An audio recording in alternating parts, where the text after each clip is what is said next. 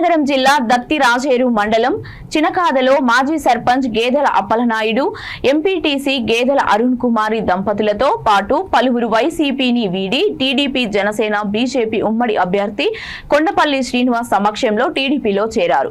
పార్టీలో చేరిన వారికి ఎమ్మెల్యే అభ్యర్థి శ్రీనివాస్ టీడీపీ కండువాలు కప్పి సాధనంగా ఆహ్వానించారు. ఈ సందర్భంగా ఆయన మాట్లాడుతూ వైసీపీ పాలనకు ప్రజలందరూ స్వస్తి పలకాలని అన్నారు.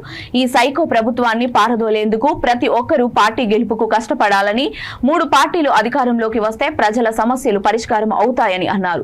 ఈ కార్యక్రమంలో మాజీ ఎంపీపీ కొండపిల్లి కొండలరావు, టీడీపీ మండల పార్టీ అధ్యక్షులు చెప్ప చంద్రశేఖర్, నాయకులు మిత్తిరెడ్డి ఈశ్వరరావు, బెజవాడ బంగారు నాయుడు, గిడిజాల సూర్యనారాయణ పాల్గొన్నారు. గేదెల అరుణ్ కుమార్ గారు మాజీ ఎంపీటీసీ సభ్యులు చనికాద ఆవిడ గారిని కూడా మా మండల కమిటీతో పాటు శ్రీనివాసరావు గారు అందరూ కలిపి ఆహ్వానించవలసిందిగా కోరుచున్నాం. అలాగే గేదెల లక్ష్మణ